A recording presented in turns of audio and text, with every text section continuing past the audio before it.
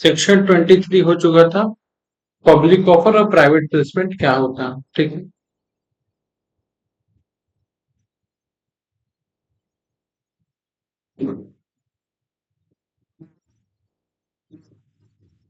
Deemed prospectus किसको बोलते हैं? सेक्शन 25। देखना 23 के बाद सीधे क्या है? 25 है, बीच में 24 मिसिंग है। आप क्या क्या मैटर प्रोस्पेक्टस में लिखा जाता है?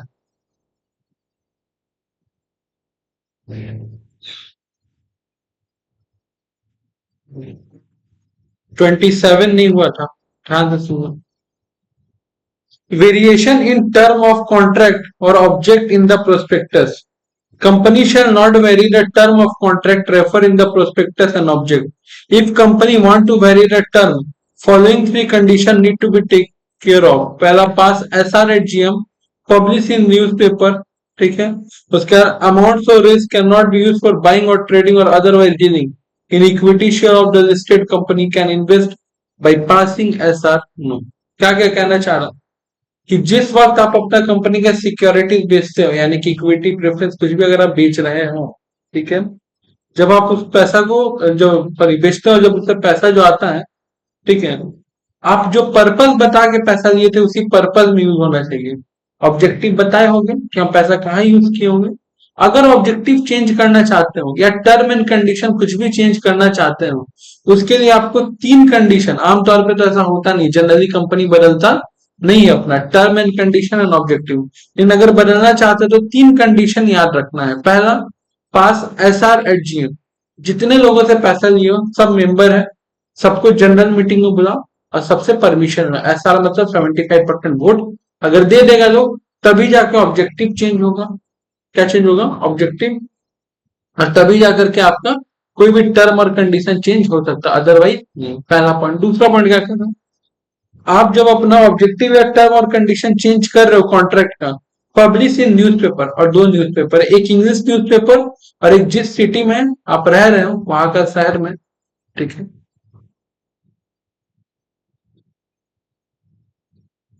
Third point, amount for raise can not be use for, जो पैसा आप उठाए हो कभी भी can not be use for buying, trading, ठीक है, otherwise dealing in equity share of listed company.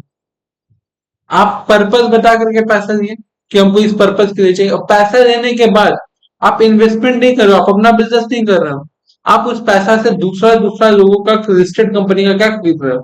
Shares खरीद रहे हो। ऐसा नहीं करना है। क्लियर ये बात? ठीक है।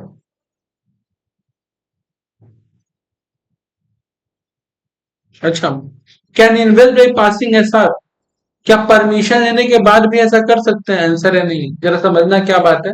हम बोल रहे हैं ना कि हम एक बियर का फैक्ट्री डालेंगे नया, ठीक है, तो बियर अपना मैन्युफैक्चर करो, ठीक है, बियर में अल्कोहल रहता है, स्पिरिट रहता है, सब कुछ रहता है।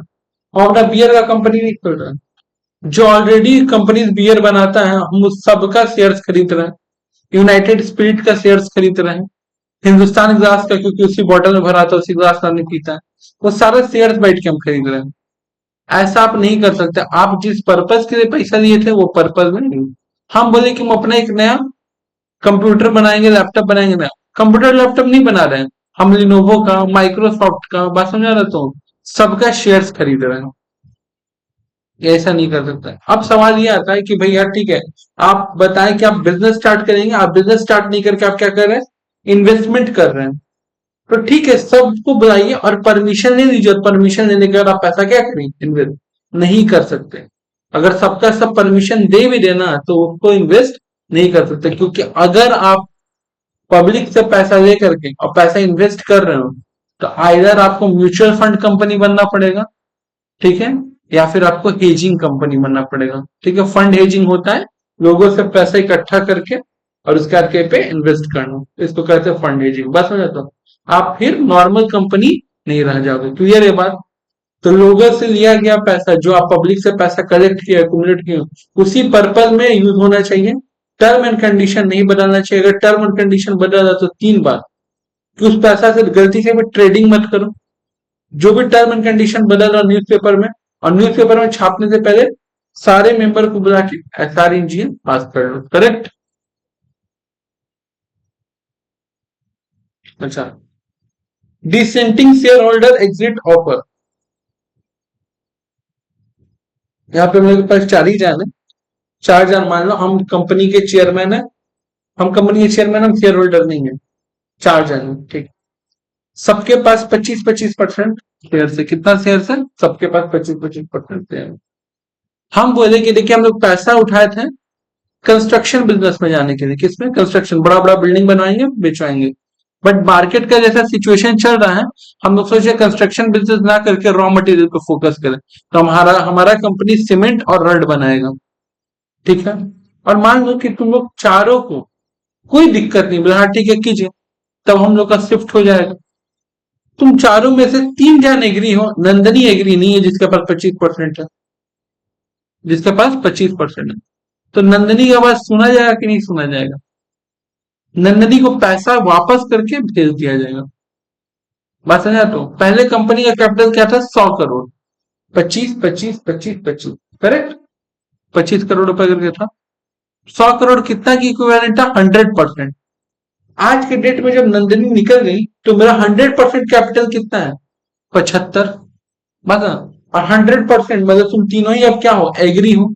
तो जो लोग का कंसेंट नहीं रहेगा, जो लोग नहीं चाहता होगा चेंज होना, उन लोग को एग्जिट कर दिया जाएगा, ठीक है। उतना शेयर्स का प्राइस देकर के, जो जो सेबी में रेगुलेशन प्राइस पे चलता होगा, मार्केट प्राइस के अकॉर्डिंग, और उसको साइड कर दिया जाएगा। अगर तब तो नहीं हो पाएगा, क्योंकि करने के लिए एसआर तो चाहिए, 75 तो चाहिए, अगर 50 आ रहा है तब तो ऐसे ही नहीं होगा। बात सुना है? तो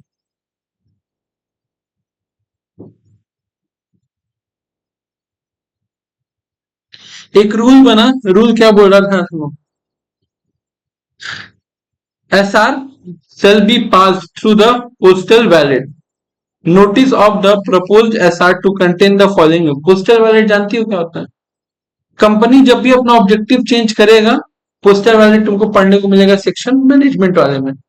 जब भी अपना ऑब्जेक्टिव या टर्म एंड कंडीशन चेंज करेगा तो मीटिंग बुलाने का भी जरूरत नहीं है, जो मैटर एक पेपर में लिखे और जितना भी शेयर होल्डर सबके घर भिजवा दो। शेयर होल्डर या तो एसेंट में टिक करेगा या तो डिसेंट, मतलब एक्सेप्ट करेगा या तो रिजेक्ट करेगा, और वो करने के बाद शेयर होल्डर लोग लेटर को वापस से कंपनी के पास पोस्ट कर देगा। That is called postal ballot. अभी तुम लोग में से कौन कौन लोग वोट दिया है? तुम वोट नहीं दिए? अभी वोट हम लोग जो देते थे जाकर के बटन दबाते हैं, पहले वैसे नहीं होता था। तो हाँ, पहले पेपर होता था, ठीक है, तो उसको हम लोग पोर्टल क्या बोलते हैं, बैलेट पेपर बोलते थे, ठीक है, बैलेट पेपर। तो उससे पार्टी का नाम नंबर उम्र सब रहता था, उस तरह से टिक करके होता था और जाकर आपको बॉक्स में डालना रहता। अब तो इलेक्ट्रॉनिक हो गया, ठीक है। उसी तरह जब पहले इतना इलेक्ट्रॉनिक चीज नहीं आया था, ईमेल उमेल, तब क्या ये लोग बोलता था कि जब भी बात आएगा ऑब्जेक्टिव चेंज करने का, कंपनी सारे मेंबर को लेटर भेजेगा, मेंबर लोग उस लेटर को पढ़ेगा, हाँ या ना में आंसर रिप्लाई करके दे देगा। ज्यादा ज्ञान नहीं देना है, हाँ या ना में। बस में आया तुम। अब जैसे एग्जाम्पल मान लो नंदिनी का क्या था, ना था, तो सिर्फ ना बोलो, तुमसे ज्ञान नहीं मांगे। नंदिनी क्या कर रही है, लेटर पढ़ी है कि अच्छा कंपनी कंस्ट्रक्शन बिजनेस में जाना चाहता था, नहीं जा रहा है, कंपनी अब रॉ मटेरियल बनाएगा, रड और सीमेंट बनाएगा। कह रही है मेरे को, नंदिनी लिखी नो, नो लिखने का मेरे को ऐसा लगता है, हम ये नहीं पूछे आपसे कि आपको क्या लगता है, हाँ या ना बोलना, एक्स्ट्रा ज्ञान नहीं दो। अच्छा, उस प्रपोजल में क्या क्या रहेगा, original purpose of the objective, total money raise, money utilise for the objective status in the prospectus, extent percentage of the achievement of the proposed object, unutilized amount of the raised money, particular of the proposed variation, reason and justification for variation, proposed time limit within the proposed varied object be achieved। एक दो तीन, पर total 8 point क्या क्या है। सबसे पहला original purpose, जब हम लेटर भेजेंगे कि हम ऑब्जेक्टिव चेंज, सबसे पहले बार क्या बोल के पैसा मांगे थे, ओरिजिनल। दूसरा, कितना पैसा मांगे थे, मतलब कितना पैसा मार्केट से उठाए थे।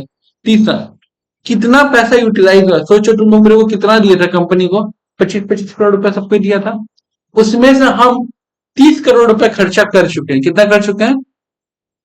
वही बिल्डिंग बनाने के लिए, और 30 करोड़ खर्चा करने का याद आ रहा है कि बिल्डिंग में तो फायदा ही नहीं होगा। बात समझा? तो extend percentage of the achievement of project, जितना पैसा लगाए हो उसके हिसाब से कितना अचीवमेंट हुआ, extend percentage of achievement of the propose objective object. 100 crore उठाए, 30 करोड़ लगे, और तुम लोग के पास अच्छा से पता है जब भी कोई बिल्डिंग बनता है बनने के पहले बिक चुका रहता है। तो आप जो 30 करोड़ रुपए लगाए हो, अब बोल रहे हो आप क्या बिल्डिंग का बिजनेस नहीं करेंगे, आप कोई दूसरा बिल्डिंग नहीं बनाएंगे, आप दूसरे बिजनेस में ही जाएंगे। तो जितना 30 करोड़ रुपए लगाए उसमें कुछ हम लोग को फायदा हुआ है कि पूरा पैसा डुबा दिए हो, वो हमको बताओ पहले। ठीक है। अनयूटिलाइज अमाउंट, अनयूटिलाइज अमाउंट कितना पड़ा होगा? 30 करोड़ यूटिलाइज कर लियो तो बचा कितना? 70 करोड़ बचा हुआ है। Particular of the propose variation, क्या चेंज लाना चाह रहे हो? ठीक है, ऑब्जेक्टिव या term and condition, reason and justification, क्यों लाना चाह रहे हो, ऐसा क्या देख लिए, क्या समझ लिए कि तुमको चेंज करना है? Propose time limit with in the proposal varied object would be achieve, कितने टाइम के अंदर आपको रिप्लाई देना है और कब तक आपको ये चेंजेस लाना मैंडेटरी है। इसके अलावा रिस्क फैक्टर, अब नया ऑब्जेक्टिव के साथ आया तो नया रिस्क। कल तुम बिल्डिंग बना रहे थे, तुमको किसको compete करना था? अपने लोकल प्रमोटर्स को। आज तुम बोल रहे हो हम बिल्डिंग नहीं बनाएंगे, आज हम रॉ मटेरियल बनाएंगे। रॉ मटेरियल मतलब समझ रहे हो तुम? सीमेंट और रड, सीमेंट इंडस्ट्री में जाके तुम टक्कर लेने जा रहे हो। अल्ट्राटेक, एसीसी, सब बड़ा बड़ा जाइंट थे। तो रिस्क बढ़ेगा कि नहीं बढ़ेगा, वो बताओ। और अदर कोई रिलेवेंट इंफॉर्मेशन है तो बताओ। अदर कोई रिलेवेंट इंफॉर्मेशन है तो एक एग्जांपल बताते हैं। नंदिनी को नहीं समझ में आया, बोली कि आप छोटा मोटा कंपटीटर से लड़ते, बिल्डिंग बनाते, पैसा कमाते, बहुत ज्यादा होता है एल्कॉप से आपका, आप बिल्डिंग बना के पैसा कमाते हैं, लोकल प्रमोटर से आपका। आप जा रहे सीमेंट के इंडस्ट्री में एंटर करने, और सीमेंट इंडस्ट्री में एंटर करने के बाद आप क्या करोगे? आप एसीसी को, बांगर को, ठीक है, डालमिया को, इतना बड़ा बड़ा रैमको को कंपटीशन देने जाओगे। अब इसका पॉइंट तो बिल्कुल जेन्युइन है, उसको यहाँ पे क्लियर करना होगा, या फिर हमको क्लियर करना होगा कि नहीं देखिए बात ऐसा है कि गवर्नमेंट का टोटल 400 करोड़ का प्रोजेक्ट बनने वाला है, पूरा अंदर से सेटिंग है, प्रोजेक्ट हम ही लोग को मिलेगा। इस बार हम सीमेंट का फैक्ट्री डाले कि कोई नहीं भी खरीदेगा तो हम लोग खुद परचेज कर लेंगे सीमेंट। बात समझ आ रहा है तुम? इसको पता है क्या कहते हैं? इसको कहते हैं कैप्टिव कंजम्पशन। क्या कहते हैं? जब आप कोई सामान खुद के कंजम्पशन के लिए बनाते हैं। बात समझा? तो आज के डेट में टाटा टी बना रहा है पब्लिक कंजम्पशन यानी कंज्यूमर्स के लिए। अगर कल से कंज्यूमर्स को ना बेचे, पर्सनल कंज्यूम करे लोग, तो उसको कैप्टिव कंजम्पशन बोलते हैं। और तुमको एक बार बताए, जब भी कहीं पे कैप्टिव कंजम्पशन होता है, ठीक है, वहां पे कॉस्ट ऑडिट नहीं होता। और जब कॉस्ट ऑडिट नहीं होगा तो प्राइस वेरिएशन क्या होगा? आप बनाओगे 10 में, बताओगे 20 में, है कि नहीं है? और जब ज्यादा है बताओगे तो आपका प्रॉफिट मार्जिन ज्यादा होगा, ब्लैक से व्हाइट में पैसा जल्दी रोल होगा। अब ये सब बात तो बिजनेस पॉइंट ऑफ व्यू सही है कि गलत ये नहीं पता। तो ये सब अदर रिलेवेंट इंफॉर्मेशन है ना, जो कंपनी लॉ से पूरा लगे, तो वो भी आपको बताना पड़ेगा।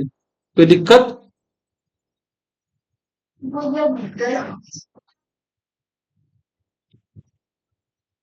क्या हो रहा है कि खुद का फैक्ट्री से सीमेंट ले रहा है, 10 में बनाया है तो 10 का 10 ही में लेता ना, लेकिन 10 का सामान 20 में लेगा और गवर्नमेंट को दिखाएगा कि आपने 400 करोड़ रुपए दिए थे, यहाँ यहाँ खर्चा हुआ है।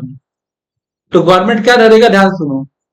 गवर्नमेंट तो सोचेगा, एक एग्जांपल हम दे रहे हैं, गवर्नमेंट तो ये सोचेगा कि चलो ये 20 रुपए कमाए हैं, बस 20 रुपए हम नहीं कमाए हैं, हम 10 ही रुपए कमाए हैं। आपसे 30 रुपए दिए थे तो 20 रुपए तो सीमेंट का बुरा खरीदे थे, तो जो प्रॉफिट 20 रुपया था वो तो स्प्लिट हो गया ना। और तुम लोग को टैक्स अच्छा से पता, अप टू 2.5 लाख नहीं। तो जो आप 5 लाख अकेले कमाते हैं, आप सीमेंट का कंपनी खोल के क्या किए? मन में एक दूसरा भी अल्टरनेटिव आ रहा है कि भाई जब आपको 400 करोड़ का मिल रहा था प्रोजेक्ट, आप किसी सीमेंट कंपनी में शेयर्स खरीद लेते। क्या करते? किसी सीमेंट कंपनी का शेयर्स खरीद लेते।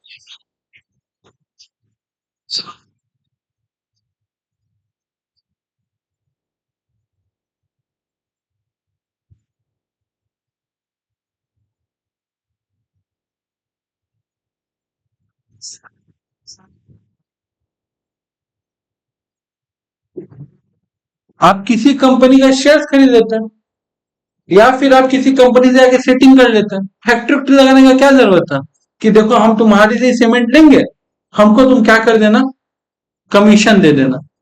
तो अब अगर तुम कमीशन लेते या तुम डिविडेंड लेते तो सेम कंपनी के अंदर लेते ना, सेम कंपनी के अंदर ना, पूरा पैसा टैक्सेबल तो तुम्हारी हेड माथा पे आता ना। अभी तुम क्या कर रहे हो कि स्प्लिट कर दिए हो, सीमेंट बिजनेस में घुस गए हो, वहां से अलग पैसा आ रहा है, और बाद में एक नया कंपनी फिर खोलोगे, कंस्ट्रक्शन का काम लोगे, तो प्रॉफिट क्या हो जा रहा है, बढ़ जा रहा है ना। ये बात समझ में आ रहा है? तो ये सारा लॉजिक इसको समझाना पड़ेगा ना। तो अदर रिलेवेंट इंफॉर्मेशन, क्लियर है बात?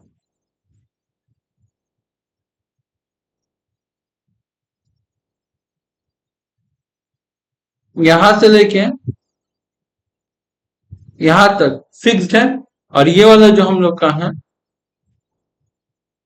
ये डिपेंड करता है अलग अलग सिचुएशन, अलग अलग कंपनी पे।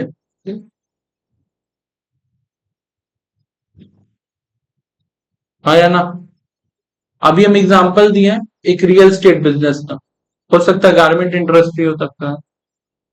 अब देखो ये बात हम समझाए कि खुद का बनाने का फायदा है, तो ये बात मुकेश अंबानी को क्यों नहीं समझ में आ रहा है? मतलब रिलायंस ट्रेंड गए हो, एक भी कपड़ा रिलायंस का नहीं है, एक भी कपड़ा रिलायंस का नहीं है, सब अलग अलग ब्रांड का, पीटर इंग्लैंड, एलिस सोनी, अलग अलग ब्रांड के यूज कर रहा है। उसी का मॉल तो खुद बना के क्यों नहीं भेज रहा, बेच रहा है? सोचने वाला बात है कि नहीं है? उसी का कंपनी, उसी का मॉल तो फिर बना के क्यों नहीं बेच रहा, और दूसरा दूसरा ब्रांड से क्यों खरीद रहा है? उसको बुद्धि काम नहीं कर रहा, कैप्टिव कंजम्पशन करिए करें, वो फिर ऐसा क्यों कर रहा है? रिलायंस स्मार्ट गए हो ना? रिलायंस स्मार्ट देखो कहाँ पे है रिलायंस, अरे यहाँ पे ग्रोसरी सामान मिल रहा है, वहां पे जा करके देखना, तुमको बर्तन पे भारी डिस्काउंट मिलेगा। बर्तन, क्रॉकरी सेट उसको बोलते हैं ना, ठीक है, उस पे भारी डिस्काउंट मिलेगा। पोछना पे तुमको भारी डिस्काउंट मिलेगा, कोल्ड ड्रिंक्स पे तुमको बहुत ज्यादा डिस्काउंट मिलेगा, मसाला पे बहुत ज्यादा डिस्काउंट मिलेगा। पता है ऐसा क्यों कर रहे हैं? जानबूझ के। जब तुम जाओगे सामान लेने, देखोगे थम्सअप, थम्सअप पे दिया 5 रुपए डिस्काउंट, मतलब 80 रुपए का थम्सअप कितना मिल रहा है आपको वहां पे? 75 में। तो बोले आप तो बोले थे 50% ऑफ, बगल में अपना कैंपा कोला सजा के रखता है।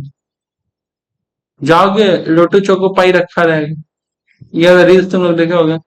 अब वो लोटो चोको पाई तुमको महंगा है, उसका 5 रुपए डिस्काउंट, उसके बगल में अपना ब्रांड का बना के रखता है। बात समझा? तो खुद बना रहा है, खुद का मॉल है, खुद बेच रहा है।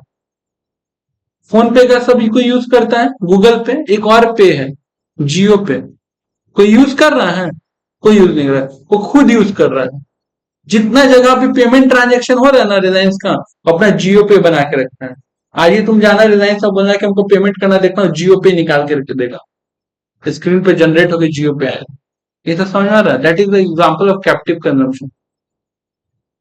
और जहां तक बात रहा इसका कि वो क्यों नहीं कपड़ा खुद बना रहा है, बीच में एक बस पतला सा लाइन है, वही बना रहा है सब कुछ। कि जितना भी गारमेंट इंडस्ट्रीज को कपड़ा तो चाहिए, रॉ मटेरियल, रॉ मटेरियल देने वाला कौन है? विमल गारमेंट। वो किसका है? मुकेश भाई अंबानी का। ऐसे ही करोड़पति थोड़ी है, अरब, सॉरी करोड़पति तो वो छोटा है, खरबपति। ब्रेन देख रहे हो कितना यूटिलाइज करके रखा है। अभी एक न्यूज वायरल हुआ है, कोई साउथ अफ्रीका में कोई जंगल उंगल कहीं पे है, ठीक है, रील्स में चल रहा है कि वहां पे 700-800 जानवर को मारने का हुक्म दिया गया, क्योंकि बरसात नहीं हुआ, पानी नहीं आ रहा है, पानी का बहुत शॉर्टेज है, एनिमल भी वाटर कंजम्पशन कर रहे हैं, तो इन लोगों को मार दो, मीट भी मिल जाएगा खाने के लिए और पानी का भी बचत होगा। आनंद अंबानी बोला है कि जब तक वो लोग जिएगा तब तक हम खर्चा चलाएंगे। कितना अच्छा काम किया है ना? अच्छा काम किया कि नहीं किया है? जानवर का जान बचाया भाई, नहीं तो कुछ नहीं, सब टैक्स बेनिफिट के लिए हो रहा है, 80G का डिडक्शन लेने के लिए हो रहा है, और कुछ नहीं। गवर्नमेंट को टैक्स देगा, कोई फायदा होगा नहीं, वहां देगा तो नाम होगा, बाकी तो रील्स बनाने वाला है ही लोग। मत समझ आया तो?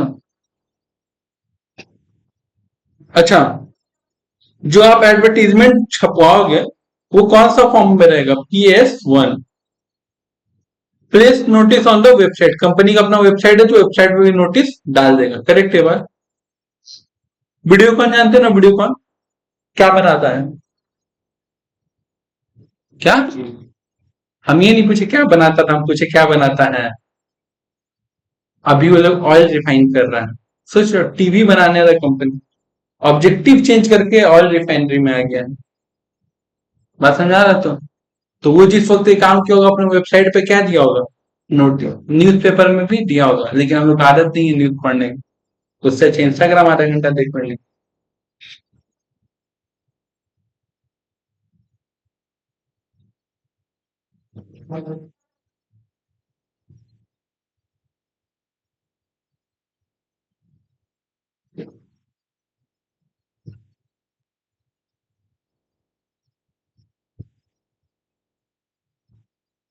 ये हो चुका है। Section number 29, public offer to the securities to be in a dematerialise form, यानी डीमेट फॉर्म। ठीक है, कोई भी कंपनी शेयर्स फिजिकल फॉर्म में नहीं दे सकता हर्षद मेहता के कांड के बाद, ऐसा समझ लो लगभग। पहले शेयर्स क्या होता था, आप खरीदने पे आपको एक पेपर मिलता था। आज के डेट में आपको पेपर नहीं मिलता है, डिजिटली आपके अकाउंट में शो होता है। बात समझ तो कोई दिक्कत। अब इसको तुमको समझना है तो बेसिक कैसे समझो कि पहले हम मान लो जैसे में जॉब करने जाते थे तो जैसे हमको 10 तारीख को सैलरी देता था, 20,000 रुपए कैश हाथ में मिल जाता था। आज के डेट में वो पैसा डिजिटली मेरे अकाउंट में ट्रांसफर कर देता है, और जो भी उसको यूज करेगा, ठीक है, वो एटीएम से निकाल के यूज कर सकता है। करेक्ट। तो बेटर क्या है कि जो मेरा इनफ्लो है वो डिजिटली है। आउटफ्लो के लिए दो ऑप्शन है, आप डिजिटली भी कर सकते हो ऑनलाइन पेमेंट, अगर सामने वाले को कोई दिक्कत नहीं है, नहीं तो आप कैश विड्रॉ करके भी कर सकते हो, हाँ या ना, कोई दिक्कत। लेकिन शेयर्स में क्या है, इनफ्लो भी डिजिटली होगा और आउटफ्लो भी डिजिटली होगा। अगर हम किसी कंपनी से शेयर खरीदे तो वो डिजिटली यानी कि डीमेटेरियलाइज फॉर्म में, कोई उसका आकार उकार से बुक नहीं, डीमेटेरियलाइज है, वो मेरे पोर्टफोलियो में शो करेगा। जैसे बैंक अकाउंट होता है ना, उसी तरह जहां पे मेरा शेयर रहता है उसको डीमैट अकाउंट बोलते हैं। क्या बोलते हैं? डीमैट अकाउंट बोलते हैं। और पोर्टफोलियो बोला जाता है देखने के नजरिए को, वो भी समझाता है क्या होता है। तो मेरे पोर्टफोलियो में शो करेगा। कल को अगर हम शेयर किसी और को बेचे तो मेरे पोर्टफोलियो से हट जाएगा और किसी और के पोर्टफोलियो में शो करने लगेगा। बिल्कुल उसी तरह कि मान लो अनिक के अकाउंट में 0 रुपया था, मेरे अकाउंट में 100 रुपया, हम ट्रांसफर किए तो मेरे अकाउंट से 100 रुपया हट जाएगा और अनिक के अकाउंट में डिजिटली 100 रुपया दिखने लगेगा। करेक्ट। कोई दिक्कत। इन पैसे के केस में ये होता है कि हम चाहे तो अनिक को 100 रुपया कैश निकाल के भी दिया जा सकता है। जब 100 रुपया कैश निकाल के देंगे तो मेरा भी एटीएम जीरो, उसका भी एटीएम जीरो, बट उसके पास 100 रुपया कैश है। कोई दिक्कत। शेयर्स में ऐसा नहीं हो सकता, इनफ्लो और आउटफ्लो दोनों क्या होगा, डिजिटली होगा। कोई दिक्कत नहीं है आपको।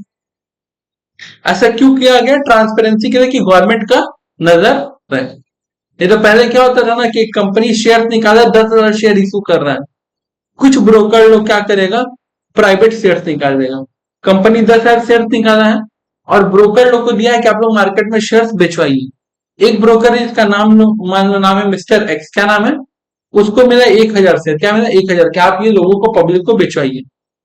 1,000 शेयर दिया कंपनी, वो क्या कर रही है, 1,000 शेयर खुद रख ले रहा है।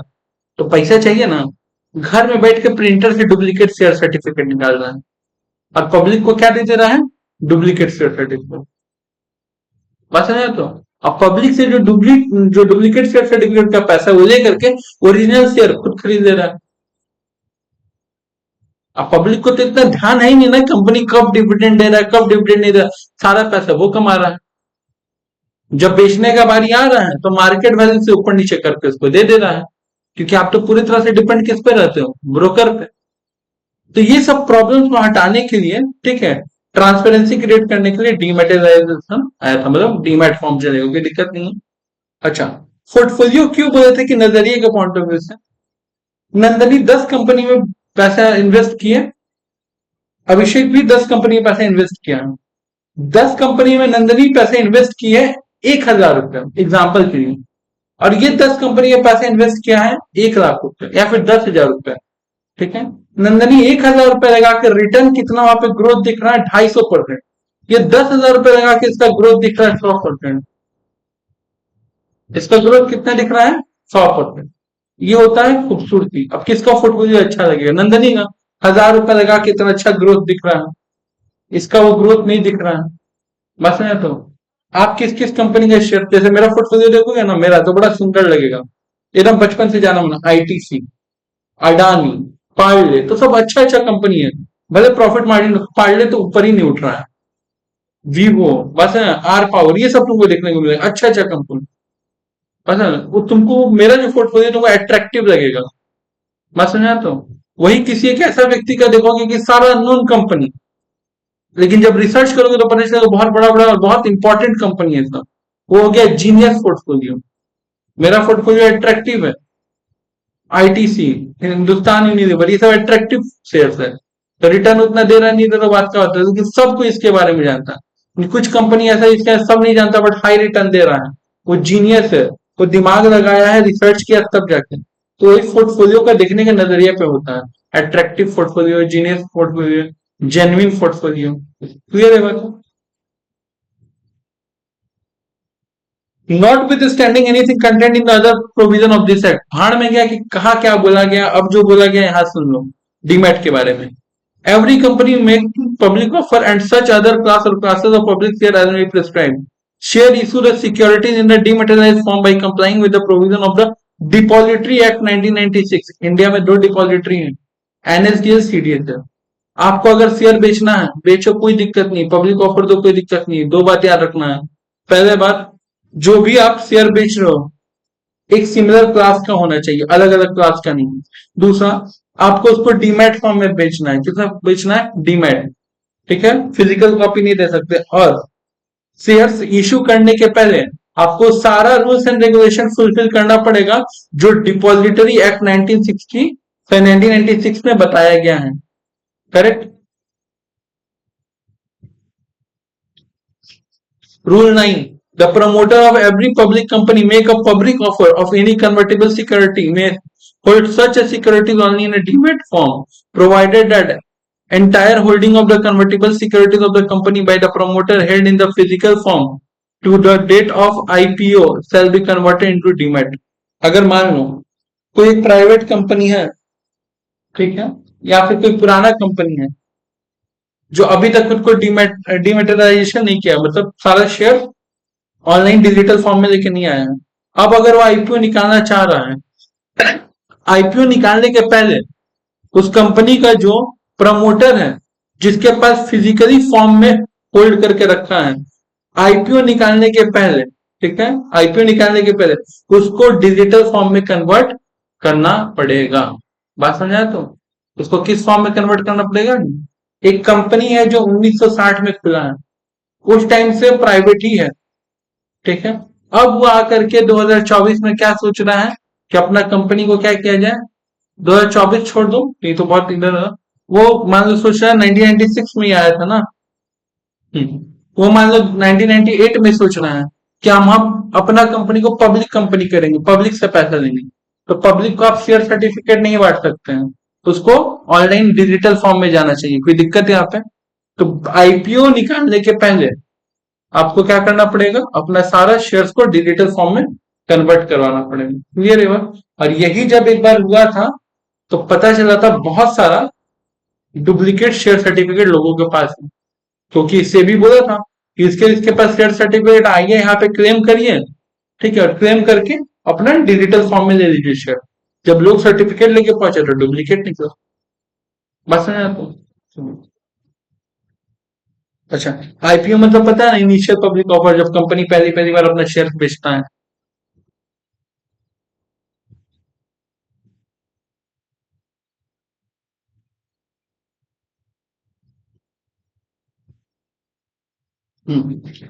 Dematerialize of the existing and the future securities of unlisted public company। Unlisted public company का मतलब वो कंपनी जो पब्लिक कंपनी है, जहाँ पे मेंबर 7 से लेकर के 7,000 कुछ भी हो सकता है, अनलिमिटेड, लेकिन उसका शेयर मार्केट में नहीं मिलता, ऐसा कंपनी को क्या बोलते हैं? Unlisted public company. ठीक। एक्चुअली में कंपनी देखोगे तो दो ही तरह का होता है, एक होता है प्राइवेट, एक होता है पब्लिक। एक होता है प्राइवेट, एक होता है पब्लिक। प्राइवेट में क्या होता है? 2 मेंबर मिनिमम और मैक्सिमम 200, उससे ज्यादा नहीं। ओपीसी को भी तो प्राइवेट ही कंपनी बोलते हैं, बस मेंबर क्या हो जाता है? एक। पब्लिक कंपनी में मिनिमम 7, मैक्सिमम अनलिमिटेड। लेकिन जब वो अनलिमिटेड शेयर होल्डर मार्केट से आता है, यानी शेयर मार्केट से आता है, तो वो क्या हो जाता है? लिस्टेड हो गया। अगर वो इसी तरह आया है, ठीक है, शेयर मार्केट से नहीं आया। तब वो क्या हो गया, अनलिस्टेड हो गया।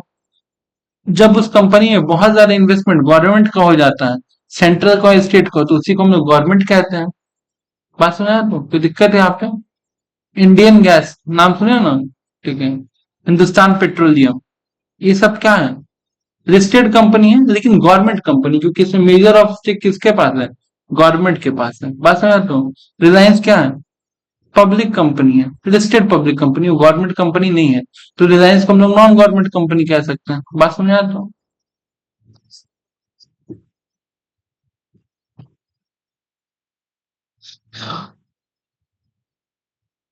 unlisted public company shall issue securities in demat form, facilitate demat of the existing as per the Depository Act 1996 and regulation made thereunder। बाद में बोला गया जितना भी अनलिस्टेड कंपनी, देखो रूल 2014 में आया था। कब आया था, 2014 में, कि जो भी कंपनी अनलिस्टेड पब्लिक कंपनी, वो भी अब शेयर सर्टिफिकेट किस में देगी, डिजिटल फॉर्म में देगी, मतलब डीमैट में देगी। For the unlisted public company intending to make an offer of the securities or buyback or bonus or right, ensuring the entire holding of the promoter, director, KMP in demat form। जो company के शुरुआत से जुड़े हुए promoter और director और की manager person हो, उनके पास भी अगर कोई भी है शेयर ऑफर या कुछ भी, बाईबैक हो, बोनस हो, राइट हो, कुछ भी, उन लोग के पास भी किस फॉर्म में होना चाहिए, डीमेट। ऐसा नहीं कि आप मालिक है तो आप। इसके अलावा ऑन और after 2/10/2018 every share holder of unlisted public company who is intended to transfer the security get such as securities dematerialization before transfer, who subscribe to any securities of the unlisted public company ensuring the existing securities are held in the demat form। 2 अक्टूबर 2018 गांधी जी का birthday के दिन बोल दिया गया कि इसके आज से और आज के बाद से अगर कोई लोग शेयर प्राइवेटली भी एक दूसरे को ट्रांसफर करना चाहता है, तो उसके लिए भी डीमेट फॉर्म में चाहिए। प्राइवेटली ट्रांसफर करने का समझते हो मतलब क्या है, एक कंपनी है जिसमें 50 मेंबर है, कितना मेंबर है, 50 मेंबर, उस कंपनी का नाम है एक्सवाइजेड लिमिटेड, तो प्राइवेट कंपनी तो नहीं हुआ, वो कंपनी क्या हुआ, लिमिटेड। और लिमिटेड में लिस्टेड क्या अनलिस्टेड, अनलिस्टेड, क्योंकि शेयर मार्केट में नहीं। उस कंपनी का शेयर मेरे पास है, किसके पास है, मेरे पास। हम वो शेयर चाहते हैं किसी और को ट्रांसफर करना, तो हम उसको फिजिकल फॉर्म में ट्रांसफर नहीं कर सकते, हमको उसको डिमेटेरियलाइजेशन फॉर्म में ही ट्रांसफर करना पड़ेगा। कोई दिक्कत है यहाँ पे।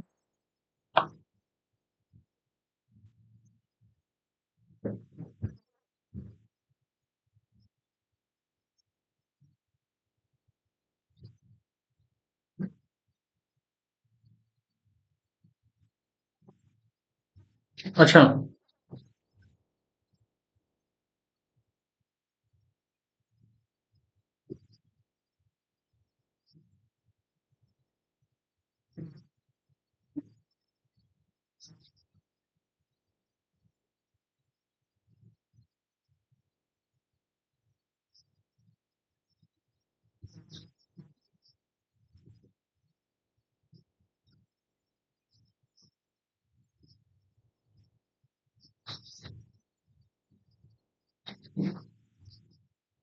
अगर आप डिफॉल्ट किए हैं किसका, रूल नंबर 9A5 का, किसका 9A5, ये 9A क्या है,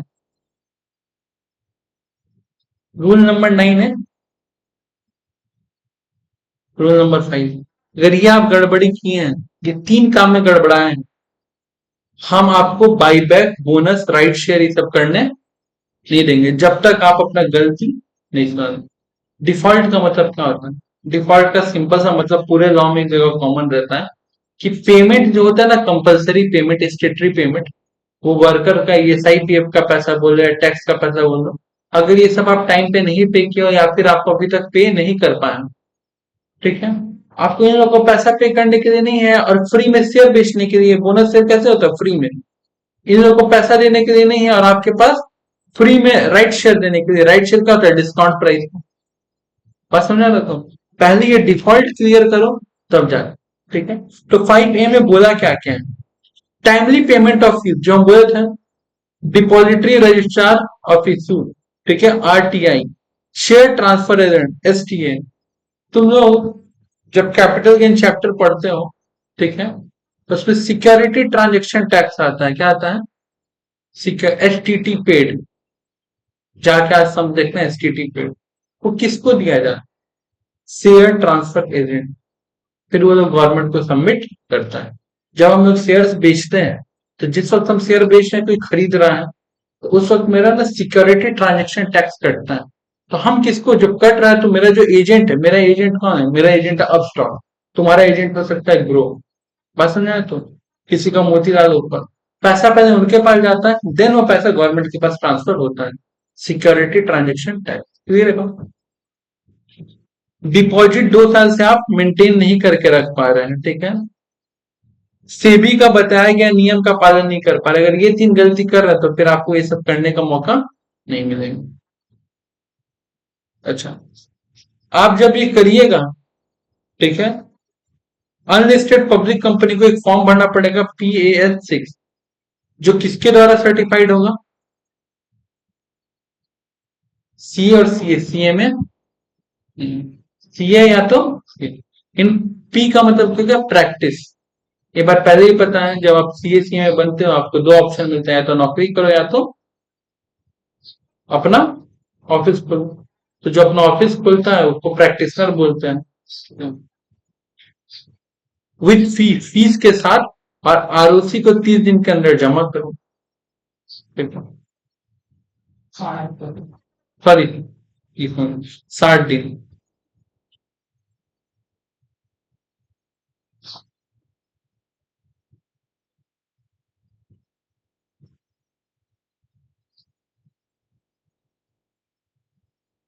सेक्शन 30 हुआ था, 31 हुआ था।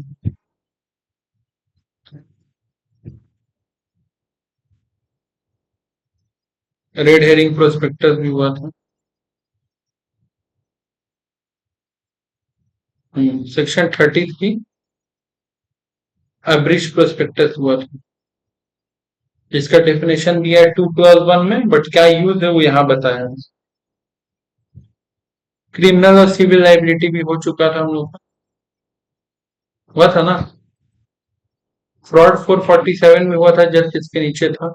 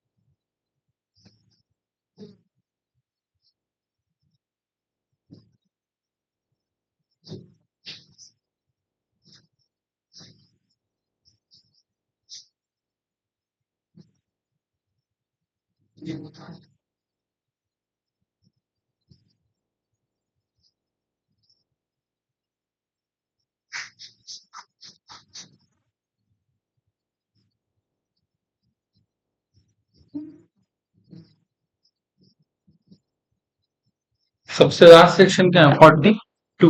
ठीक, अभी हम लोग 41 और 42 देखेंगे, दो ठो सेक्शन। अच्छा, 42 खाली किसके ना बात करता है? Private placement. अभी तक जो हम लोग पढ़ रहे हैं, सब पब्लिक ऑफर के बारे में, मतलब कंपनी ऑफ शेयर मार्केट में बेचता है। तो 41 और 42,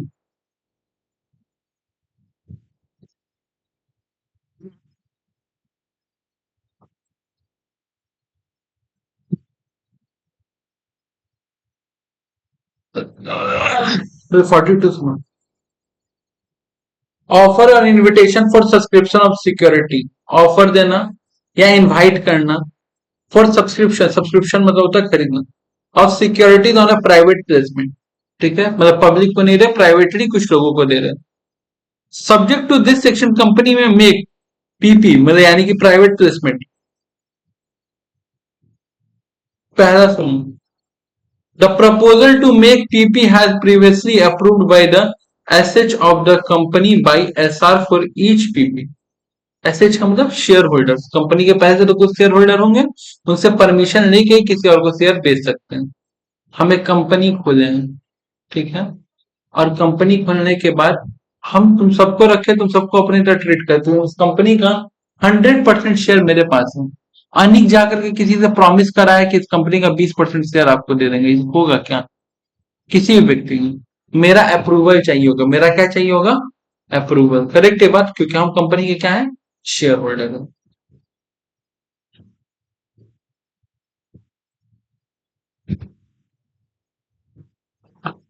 जिस बोर्ड मीटिंग में फैसला हुआ हो कि हमको शेयर्स प्राइवेटली देना है, उस पूरा बोर्ड मीटिंग का मिनट्स बनता है। क्या बनता है? मिनट्स मतलब मीटिंग होने वाला एक एक बात क्या किया जाता है? लिखा जाता है। वहां पे जहां पे लाइन लिखा गया होगा, रिजोल्यूशन डिसीजन लिया गया होगा, 1 जनवरी को क्या देते हैं हम लोग? बात समझा? तो जहां पे आप लोग डिसीजन लेते हैं, तो जहां पे डिसीजन लिया गया होगा कि हम लोग अपना कंपनी का शेयर प्राइवेट प्लेसमेंट के थ्रू बेचना चाहते हैं, वो चीज हमको चाहिए। ऑफर जब आप दे रहे हो तो। दूसरा, kind of securities offer and the price at the secure, किस तरह का सिक्योरिटी दे रहे हो, एंड द प्राइस, किस प्राइस पे हमको शेयर्स ऑफर कर रहे हो। बेसिक और द जस्टिफिकेशन, बेसिस और जस्टिफिकेशन ऑफ प्राइस बताना पड़ेगा। Name and address of the valuer, कौन आपका शेयर का हिसाब किताब किया, रजिस्टर्ड वैल्यूअर करेगा। अमाउंट किस इंटेंट से रेज किया जा रहा है, और कुछ मटेरियल टर्म। इस ए से लेके एफ तक समझने के लिए कोई भी शार्क टैंक इंडिया के एपिसोड उठा के देख लो, तुम समझ जाओगे। आएगा लोग, प्राइवेट प्लेसमेंट में 50 आदमी से ज्यादा नहीं होना चाहिए। वहां बैठा कितना आदमी है? 4। जो डिसीजन लेने बैठा है कितना बैठा है? 4। जो लोग इन्वेस्टमेंट करेगा 4 6 5, ये लोग रहता ना इन्वेस्टर लोग, वो पिच करता है। क्या पिच करता है? अपना ऑफर, कि हम लोग अपने कंपनी का 2% शेयर एग्जाम्पल के लिए 2 लाख रुपए में देंगे। यानी वो कंपनी का वैल्यूएशन कितना बता रहा है? 2%, 2 लाख में मतलब 100% कितना होगा? 1 करोड़। 2 लाख डिवाइडेड बाई 2% करो, कैलकुलेटर पे देखो कितना आ रहा है? 1 करोड़। ठीक है। कंपनी का अपने मन से आके बक दिया। उसके पीछे पूरा हिसाब किताब हुआ है, जो रजिस्टर वैल्यूअर किया है। अब वो रीजंस बताओ कि तुम्हारा कंपनी 1 करोड़ रुपए का क्यों है। तुम्हारे कंपनी का परफॉर्मेंस, प्रॉफिट, सेल्स, वो बताओ। देखना वो लोग वो भी बताता है, कितना से इतना तक हम लोग का ये सेल हुआ, ये प्रॉफिट हुआ है। जस्टिफिकेशन देना अपना प्राइस का। ये देने के बाद आप पैसा क्यों रेस कर रहे हैं, ये भी बताओ। क्योंकि आपका कंपनी का प्रॉफिटेबिलिटी सब अच्छा है, तो फिर आपको पैसा क्यों चाहिए। नेक्स्ट, कुछ मटेरियल टर्म, बात है ना। जैसे कि मटेरियल टर्म का एग्जांपल्स में देखना, तो बोलता है कि ठीक है चलिए, आप 2 लाख रुपए मांग रहे हैं, हम आपको 2 लाख में से 1 लाख रुपए इक्विटी शेयर के लिए दिया। ठीक है। 50,000 रुपए डेट दिए, जिसका आप 12% इंटरेस्ट दीजिएगा। क्या दीजिएगा? 12% इंटरेस्ट। और बाकी का 50,000 रुपए पे हमको चाहिए रॉयल्टी। क्या चाहिए? These are the term and condition, पैसा देने का तरीका। बात समझा? तो कोई दिक्कत? रॉयल्टी मतलब सिंपल सा एग्जांपल होगा कि आपका जितना पीस प्रोडक्ट बिकेगा, पर पीस पे हमको 2 2 रुपए देते रहिएगा, जब तक मेरा 50,000 का 70,000 रिकवर ना हो जाए। बात समझा? तो कोई दिक्कत? these are term condition. पूरा इस तरह कोई भी एक एपिसोड देखना, सारा चीज तुमको जो बोले हैं, जो लिखा है, सेम मिलेगा। क्लियर है बात?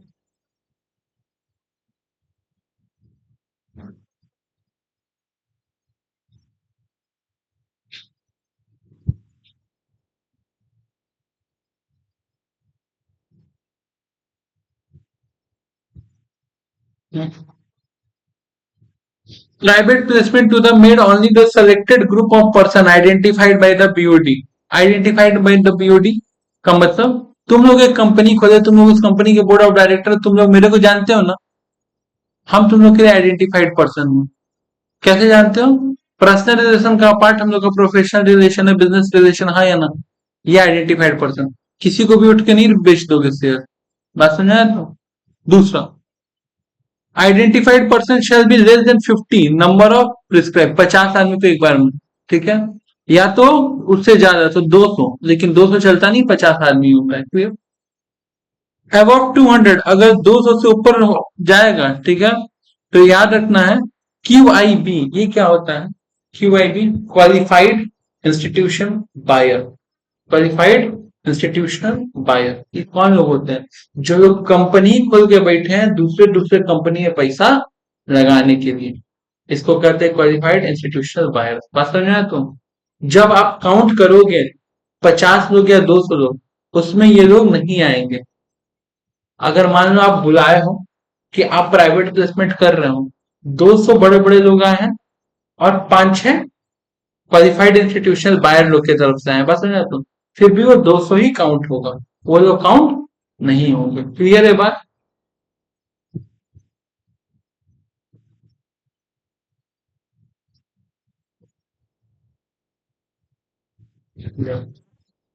रिनाउंसिएशन क्या होता है?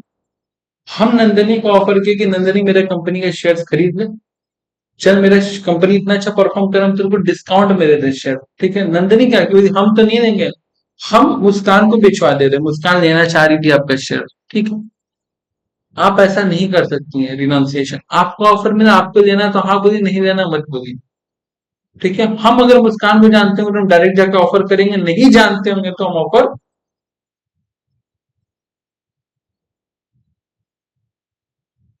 देखो लॉ को भी पता है ट्रस्ट की, कि अगर आप मुस्कान को डायरेक्ट जानते हो तो डायरेक्ट जाके बात कर लो, नंदनी के थ्रू जाने की जरूरत नहीं है। होता है ना, किसी और के कहने पे हम किसी और को गलत समझ के बैठ जाते हैं, होता है कि नहीं होता है? एक बार पूछते भी नहीं है, बात भी नहीं करते, बस मन ही मन उस इंसान के आने गलत सोचते हैं, होता है।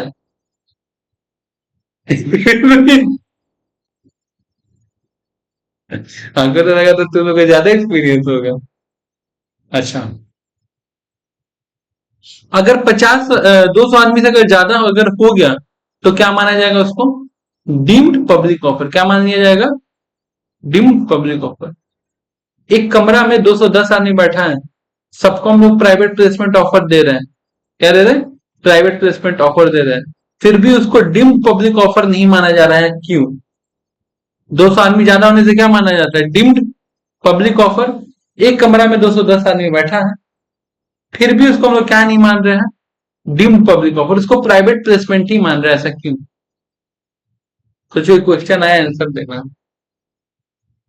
बिकॉज वो जो 10 लोग हैं QIB होंगे, क्वालिफाइड इंस्टीट्यूशनल बायर। मत समझ में आया तो कोई दिक्कत? खाली ऐसे ऐसा सवाल नहीं होता, ऐसा कौन सा गेट है जिसमें कोई घुस नहीं सकता, कॉल गेट। ऐसा ऐसा स्टैंडर्ड बढ़ाओ अपना, इस तरह का ट्रिकी क्वेश्चन पे आओ। पता है कि नहीं? ऐसा कौन सा गेट है जहां कोई घुस नहीं सकता? Call gate.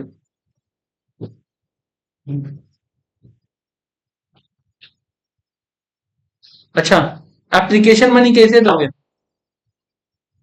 तो जब तुमको टीचर सिखाए होंगे जनरल एंट्री, तो क्या एंट्री सिखाया? बैंक अकाउंट डेबिट, कभी देखो cash account debit to share application, क्योंकि बैंक से ही ट्रांजेक्शन होता है, देखो क्या क्या। सब्सक्रिप्शन मनी, चेक और डिमांड ड्राफ्ट, ये सब कहाँ पे? बैंकिंग ट्रांजेक्शन है ना। चेक तो घर में नहीं छापते हो ना, डिमांड ड्राफ्ट तुम लोग नोट नहीं छाप सकते, साइड के ऊपर थोड़ी हो। Application money not utilise unless the allotment और रिटर्न। जब एप्लीकेशन का पैसा आता है ना, फर्स्ट एप्लीकेशन मनी रिसीव्ड होता है, उसको एक स्क्रो बोल का अकाउंट होता है, मतलब बैंक अकाउंट में पैसा अलग से रखना पड़ता है। या तो उस पैसा पे आप शेयर अलॉट करना स्टार्ट करो, और नहीं तो अगर शेयर्स नहीं देना तो पैसा क्या कर दो? रिफंड, किसी और काम के लिए यूज नहीं होना चाहिए। बस समझे? हम लोग का एक आदत है, जैसे बताते एकदम। अनिक, एक इंसान हमको पैसा दिया, 200 रुपए की, अनिक को दे देना, ठीक है। 200 रुपए इसे नहीं कि मेरे पास नहीं है, लेकिन वो 200 रुपए हम खर्चा किए अभी, बैंक काम ही नहीं कर रहा कि अनिक को भेजे। तो ऐसा सब कंपनी नहीं कर सकता। जिस पर्पज के लिए पैसा लिए हो एप्लीकेशन, तो या तो शेयर दो, और नहीं तो पैसा रिफंड कर दो, और कोई drama.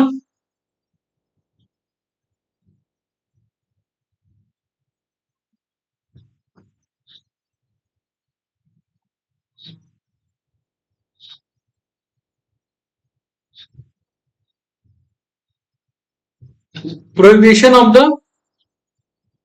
Fresh offer, no fresh offer unless allotment, ठीक है। एनी ऑफर इनविटेशन में, अच्छा ठीक है। बोलिए, बोलना ये चाह रहा है कि आप पहले किसी से वादा किए, उस वादा को निभाए नहीं, फिर नया वादा करने निकल गए। मतलब ये कि पहले आप शेयर बेचने निकले थे, एप्लीकेशन मनी लिए, अभी तक उन लोग को शेयर अलॉट नहीं किए, फिर नया शेयर बेचने निकल गए, तो गलत बात है ना। पहले एक ठो को किया गया वादा निभाओ, फिर दूसरा पे जाना।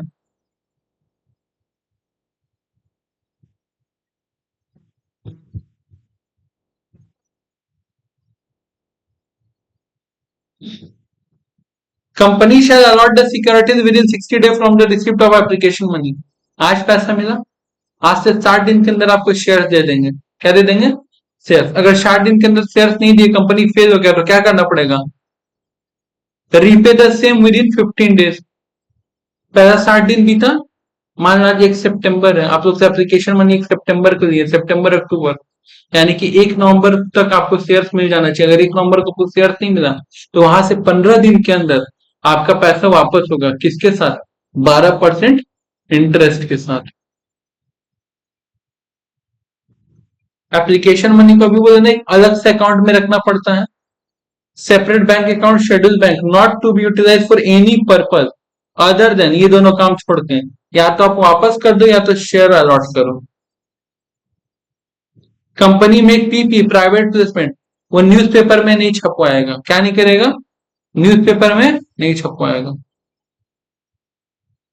Return of allotment within 15 days, जब आप पैसा वापस कर दोगे, अगर शेयर नहीं दे पा रहे हो, तो एक फॉर्म भरना पड़ेगा PS3 within 15 days from the date of allotment.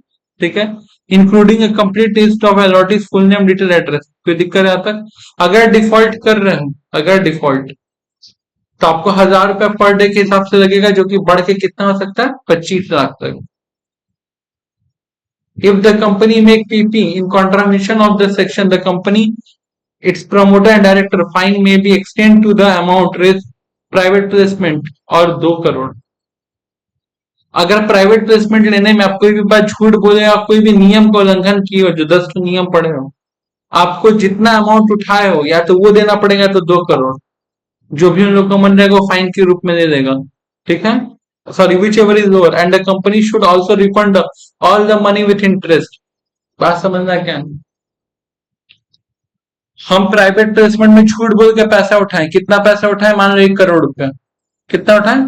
1 crore और 2 करोड़, दोनों में से कम कौन सा है? 1 करोड़। 1 करोड़ रुपया हमको खाली फाइन देना है, और अलग से 1 करोड़ रुपया देना पड़ेगा, वो भी क्या?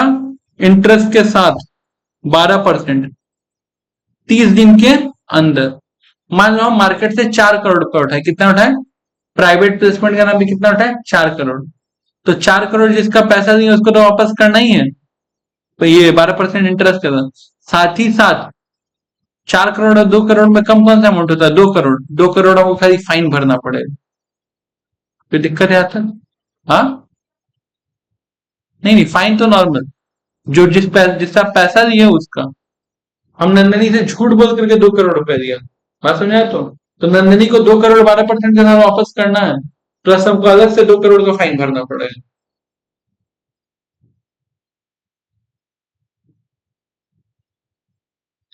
PP offer cum application letter shall be form number, जो पब्लिक ऑफर, जो प्राइवेट प्लेसमेंट का आप ऑफर दीजिएगा, ठीक है, और जिसमें एप्लीकेशन लेटर भी होगा, ठीक है, वो कौन सा फॉर्म में होगा? PS4। Company to maintain the complete record of PP, private placement का सारा रिकॉर्ड कहाँ रहेगा? PS5 में। ठीक है, company shall issue private placement offer only after the relevant of the SR और BR। BR का मतलब क्या होता है? SR का मतलब तो होता है, SR का मतलब स्पेशल रिजोल्यूशन, 75% बोर्ड। BR का मतलब बोर्ड रिजोल्यूशन। अगर जो डिसीजन शेयर होल्डर लोग लेता है, उसको हम लोग SR बोलते हैं, और जब बोर्ड मीटिंग में डिसीजन लिया जाता है उसको BR बोलते हैं। बात समझ, तो गलती से बिल्स रिसीवेबल मत समझ लेना, ठीक है।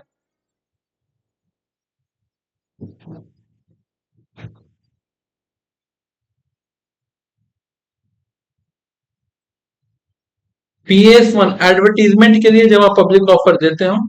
PS2 इंफॉर्मेशन ऑफ मेमोरेंडम, ठीक है, PS2 तुम लोग याद करवा दे। जब आप सेल्फ प्रोस्पेक्टस निकालते थे, तो सेल्फ प्रोस्पेक्टस निकालने का मतलब होता था कि आप एक ही प्रोस्पेक्टस में साल भर में आप ट्रांजेक्शन कर सकते हैं, ठीक है, साल भर आप ट्रांजेक्शन कर सकते हो।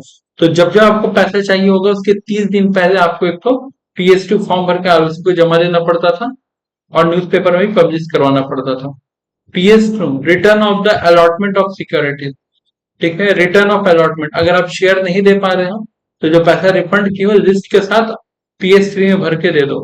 PS4 private placement offer cum application, जो ऑफर लेटर देते हैं कि आइए आप मेरे कंपनी का शेयर खरीदिए, तो किस में देते हैं? 4 में। जितना भी मेरे पास शेयर होल्डर लोग है जो प्राइवेट प्लेसमेंट के थ्रू आया है, उन लोग का डिटेल PS5 में रखना पड़ता है, ठीक है। और PS6 क्या कहता है, अनलिस्टेड पब्लिक कंपनी को ROC के पास 60 डेज के अंदर, मतलब हाफ ऑफ द ईयर में सबमिट करना पड़ता है। कोई दिक्कत? इसमें कितना फॉर्म है? 1 2 3 4 5 6। ये जो पहला पेज है इस नोट्स का, पूरा MCQ और नीचे सारा डिटेल। कोई दिक्कत?